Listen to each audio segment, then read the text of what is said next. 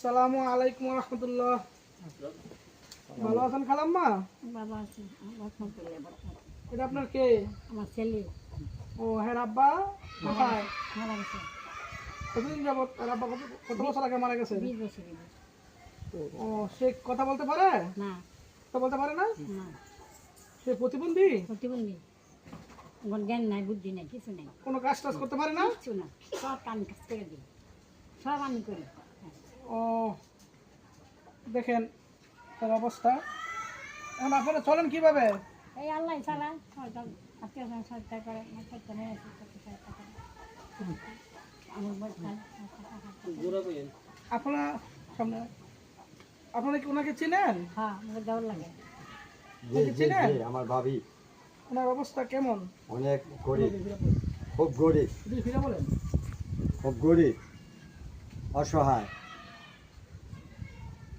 কথা বলেন। বলতেছে অসহায়, খুব গরিব মানুষ।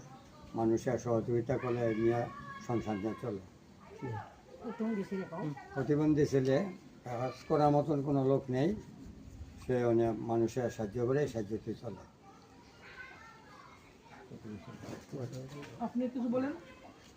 ওয়ালাইকুম সালাম। এখন তো তোর অবস্থা কেমন? আপনার অবস্থাটা কিরকম? আমার অবস্থা বেশি নিয়ে ওই আত্মীয় স্বজন চালা দেয়, বেশি দেয়, প্রতিবন্ধী ছেলে। হ্যাঁ, আমার কথা হচ্ছে আমরা একটা অসহায় যেন আছে হ্যাঁ আমরা ব্যবহার আমার কথা হচ্ছে জনগণের সহযোগিতায় আপনারা চলাফেরা করা যাকে দই আমরা সেইটার জন্য ভালোভাবে চলবেন, হুজুরে কিছু সহযোগিতা আমরা দিব। আর জনগণদের কই আপনার রোজ যায় যেখানে থেকে কমেন্ট করবেন, এই লোকটার প্রতি আপনার একটু স্মরণ করবেন, যতটুকু পারেন সহযোগিতা করবেন। প্রিয় দেশবাসী, প্রবাস এবং দেশ থেকে যারা সারা পৃথিবী থেকে বাংলাদেশ থেকে দেখতেছেন, সবার প্রতি আমার আকুল আবেদন। দেখেন আমাদের আশেপাশে, আমাদের দেশে হাজারো অসহায় দরিদ্র এতিম বিধবা আছে। তাদের চলাফেরা করতে অনেক কষ্ট হয়। তারা অনেক মানবতার জীবনযাপন করতেছে, তারা খেয়ে না খেয়ে চলতেছে। দেখেন আমার খালা, তার 20 বছর আগে স্বামী মারা গেছে। তার একটা এতিম ছেলে, বোবা এবং প্রতিবন্ধী। সে কথা বলতে পারে না, চলতেও পারে না।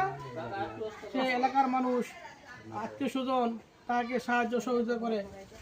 যদি এলাকার মানুষ সাহায্য সহযোগিতা করে, ঠিক মতো খেতে পারে। আর যদি সাহায্য না আসে, না খেয়ে থাকতে হয়। জায়গা সম্পত্তিও নাই, বাড়িঘরের অবস্থা আপনারা দেখেন, তাদের বাড়িঘরের কি অবস্থা। আমার এরকম